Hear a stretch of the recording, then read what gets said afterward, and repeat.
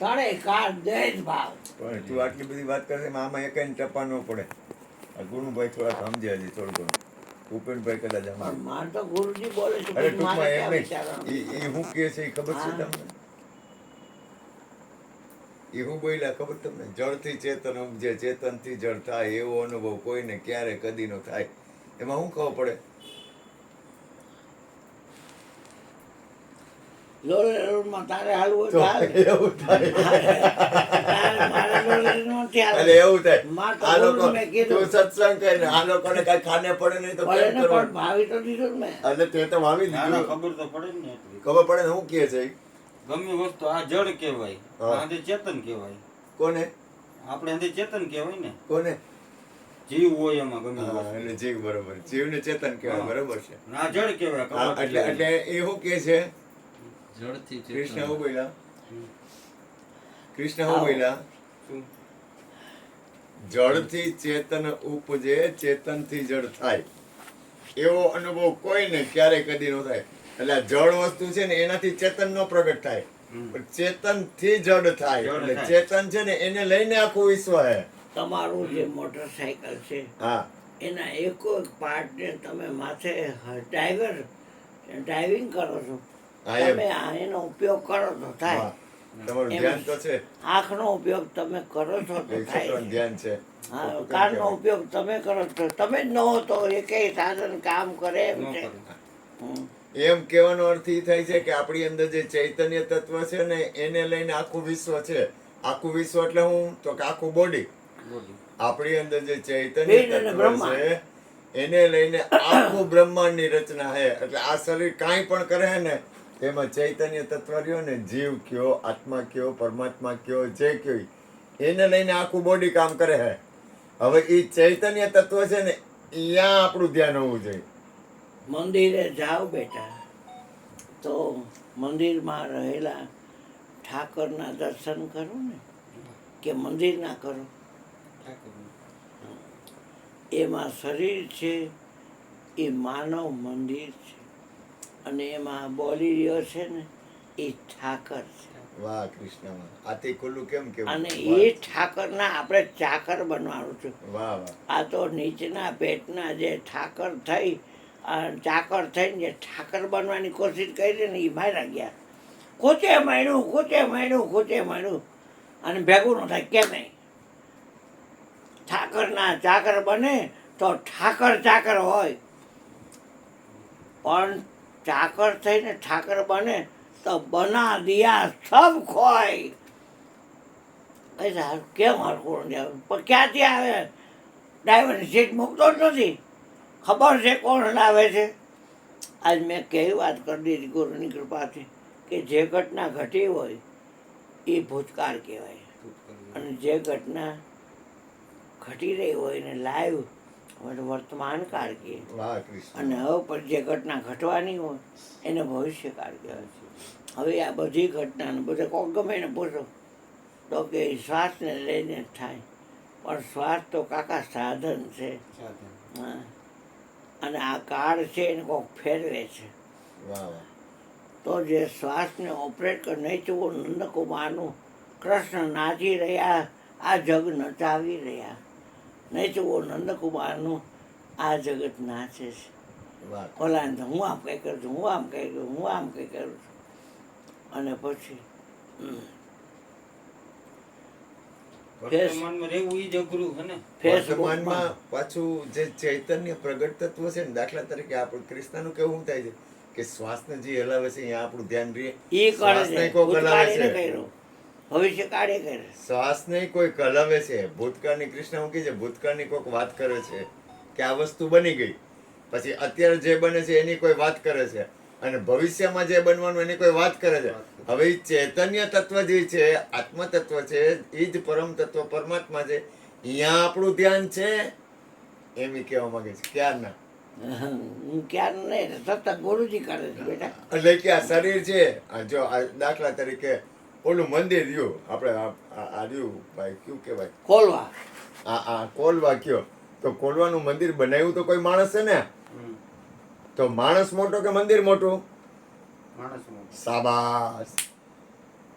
કારણ કે માણસની અંદર જે પરમાત્મા બિરાજે છે ને દરેકની અંદર સબ ઘટ મેરા સાઈયા, ખાલી ઘટ નથી કોઈ, બલિયારી ઉસ ઘટકી ચા ઘટ પ્રગટ હોય. કૃષ્ણ એક જ વાત કરે કાગળના પરમાત્માની. કારખાનામાં અત્યારે આપણે અહીં બેઠા અહીંયા હા એમાં વિચાર આવતો હોય ભવિષ્યનો ભૂતકાળનો હા તો એ આપણે ભૂતકાળ ને ભવિષ્યમાં જ કહેવાય વર્તમાનમાં ધ્યાન ન હોય ને. હા તારું ધ્યાન હતું, જો તને ધ્યાન હતું એટલે તે તરત જ કીધું કે કેમ ન સમજાય, સમજાય જ.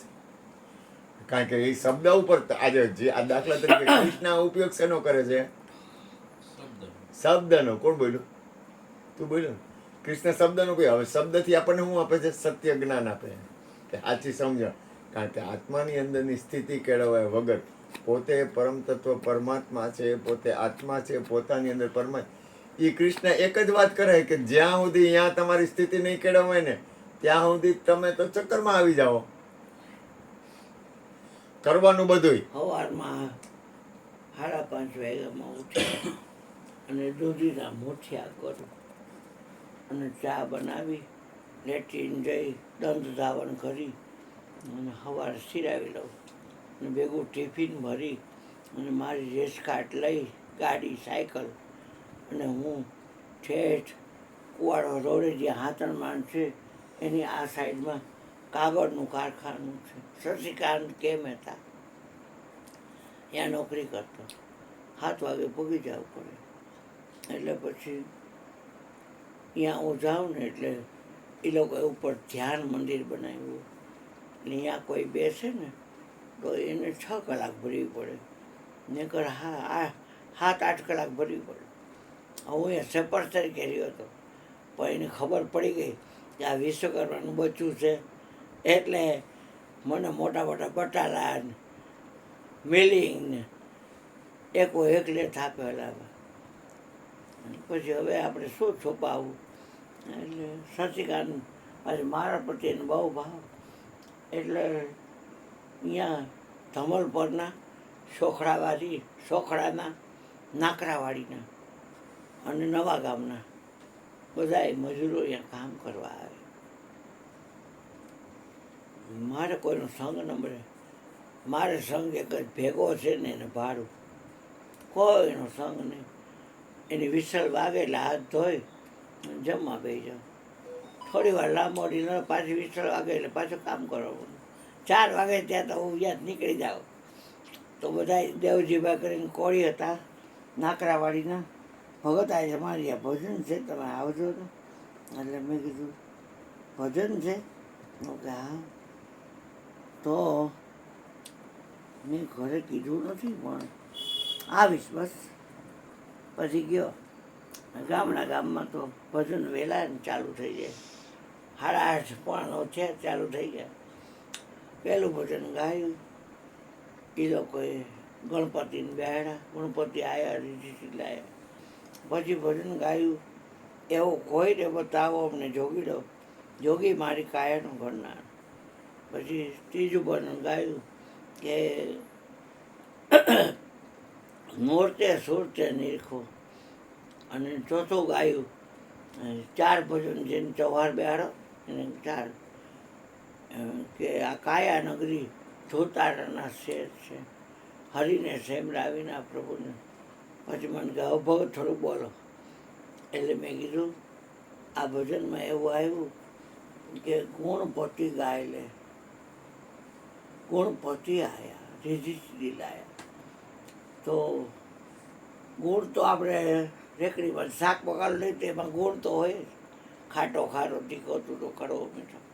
આંખમાં જોવાનું ગુણ, નાકમાં ઊંઘવાનું ગુણ, કાનમાં સાંભળવાનું ગુણ. પણ આ તો કે ગુણપતિ આવ્યા. એ કેમ ખબર પડે કે ગુણપતિ આવ્યા? પહેલું ભજન. પછી કે બીજું ભજન તમે ગાયું કોઈને બતાવો ને જોગીડો. એટલે એમાંથી એક બોયલો દેવસિંહભાઈનો છોકરો, હકોયનું નામ. એ મને ખબર છે બાપુ કોને બનાવ્યું. કોને બનાવ્યું બેટા? તો મારા બાબા પૂછે. અરે એ તો કંઈ કુંભાર માટલા રાભેચવા બેઠો હોય તો આ માટલું ને આ માટલું આ માટલાએ કર્યું એમ કે કુંભાર દેખાડે? તો કે તો કુંભાર દેખાડે ને આ માટલાએ કર્યું, એ માટલું ઓલા માટલાએ કર્યું, એમ ન હાલે. મેં તો માટલું દેખાડ્યું, આમાં ક્યાં ઘડનારાને ક્યાં દેખાડ્યું? અરે, હં અરે કે તો મને ખબર ને, તમે કહો. મેં કીધું ભાઈ હું એટલે ક્યાંય જાતો નથી, હું બોલું અને પછી તમને લોકોને તકલીફ થાય એના કરતાં હું મારી ઘરે મજા કરું નહીં, બરાબર? આ વાત બધાની ઘટે એવી નથી. કારણ કે શરીરનો ઉપયોગ બધાય કરે છે, અને શરીરને શ્વાસ જે હલાવે છે એ આ શરીરનો ઉપયોગ કરે છે. અને આપણે ડ્રાઈવર શિફ્ટ મેં હું એટલે કાલની કથામાં આપણે કીધું, માન મોઈટપને મમતા ત્યાગી જઈને બ્રહ્મા ભરતા. આ મારું નાગર હવા ધ્યાન રીકું છે, મને કેટલા પૈસા મળે? 10,000 એક દિવસ, 10,000. પછી શ્વાસને હલાવવાના છે, એની પાછળ પદ મળશે તો અહીં રોહિદાસના તમારના ગુણનો છે. તો એને કેટલો હવે એનો મેળે તો થોડા. હા, એક વાત છે, આવું ગુણ નથી ગાતો બેટા, ગુણ નથી ગાવું. શ્વાસને જે હલાવે છે એ આ બધું કરે છે. એમના મહિનામાં છાપામાં ભૂલતા અમારા ગુજરાત આવે છે, આ છેડે જે ઓલે છેડે આ શ્વાસને હલાવે છે એ બધું કરે છે, એ તમને મહિનામાં આવે. નરેન્દ્ર મોદી આમ કીધું, અમેરિકાના ફ્રન્ટે આમ કીધું, ઓળે આમ કીધું, અને આ ઠોકો વેરો ને આ નાખ્યું ને આ નાખ્યું તે નાખ્યું. ચૂંટણીઓ આવેલી ને ઓલામાં ગયા ને ઓલો ચૂંટાણું, વિશ્વકર્મા આવ્યો ને કોક આવ્યો ને કેટલું આવે એમાં સમજાવું. તો આ શ્વાસને હલાવે છે આ બધું કરે છે, એમ નામ આવે. લોભિયાના પેટના કાંઈ ન હોય એને કોઈને ખબર પડે. તો પણ શ્વાસને લાવે છે ઈ રાખ્યું. એટલે કહેવાનો અર્થ શું છે કે વ્યક્તિમાં દોષ હોય. જળ ચેતન ગુણ દોષમય વિશ્વ કિન્ન કીર્તાર હંસ ગુણ ગાહી પય. ગાદીપતિ હું તો દાસ છું બધા સંતોના ચરણોનો, પણ આ ગાદીપતિ હોય ને ધ્યાન આપે ને તો તમને ખ્યાલ આવે. હંસની ચાંચમાં એવી ખટાઈ હોય કે તમે નીર અને ક્ષીર એટલે દૂધ બે ભેગા કરીને આપો ને, એ જેવી ચાંચ બોરે ને એટલે દૂધ અલગ થઈ જાય, પાણી અલગ થઈ જાય, અને પછી પોતે પી જાય. એમ ધ્યાન આપે ગુરુજી એટલે સત્સંગ ચાલુ થાય. તે પહેલાં વિવેક પ્રગટ ન થાય. કઈ વસ્તુ નિત્ય છે, કઈ વસ્તુ અનિત્ય છે એ તમને ખબર પડી જાય. પછી આપણને ખબર જ છે કે અનિત્ય સંસાર છે, તો પોતે શું મારું? કેમ ભાઈ, કેમ ભાભી? હવે હમણાં કૌયા ગઈ ભાભી અને હમણાં કૌયા ગયો ભાઈ, હાલી નીકળે છે. ચા પીવા આવ્યા ને કે ના ના એમ ન જવાય, ચા પીને તો જવું જોઈએ ને. હારું, હારું. કલાક બેહાડીને બડેલીએ વડાવા આવે, તમે તો ચાય ન કરવા દીધો. બાપ રે. હા, બનાવો એવું ન કરતા. દૂધ તો હવે નતું પડ્યું. મયુરભાઈનો મારો એ બોલશે, મારે તો ઓલું જરાક કડકનું જ્ઞાન છે, તકલીફ થાય એવું છે. નહીં ના, કાંઈ સાચું હે એવું સાચું કોઈ ન બોલે. કારણ કે જેને શબ્દની ખબર પડે ને ભાઈ, ક્યારે કીધું એ છે ભજનમાં કે શબ્દ કોઈ સંત વિલા જાણે. આખું છે મને દાંડિયામાં નાવડા ધોળા ધોડી. કોકની કામે ગયો ખીલી કરી કે ઓય બાપરે બાપરે. આ શ્વાસને હલાવે છે એનું ધ્યાન રાખને બેટા. અવિનાશીનું સાધન જેને આવે, લાભને લક્ષ્મી ઘરે બેઠા આવે. હા. ભક્તિ કરે કોઈ પ્રેમ ના ભાવે, નામ વાળાને કોઈ દી તૂટો નહીં આવે. આ શ્વાસને હલાવે છે ને એના ગાદીપતિ છે, થોડો ઓછો વિશ્વાસ છે. એટલે એ માણસોને કહે કે આ પૂનમ છે, તમે સત્સંગી બન્યા છો તો તમે હેલ્પ કરો. ના એવું નથી, હા, તને કહું એમાં છે પોતાની એવું. માટે તો કાંઈ વાપરે નહીં, એક વાત છે.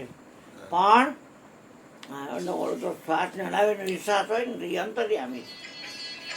પણ કોઈ પાસે આમ કરે જ નહીં. હું મારા હાથને ફેલાવું તો તારી એવું બધું ખોલાઈ હાલે કૃષ્ણ ઈ મને ઈ ગોઠવો છે એ રીતે કાંઈ વાંધો નહીં બેટા મને ક્યાં મને વાંધો છે કાંઈ મને કાંઈ વાંધો છે મહાપુરુષો હોય ને હાલે ને કાંઈ વાંધો મારે નહીં. મારો વારો એટલે બોલું ગુરુ કૃપા મારે પોતે કાંઈ ખાવું હોય તોય બરાબર તારે તો ક્યાં મારે ડોઝ પીવો હોય ખાલી છાશ પીવી હોય હા કાંઈ ઘટે નહીં.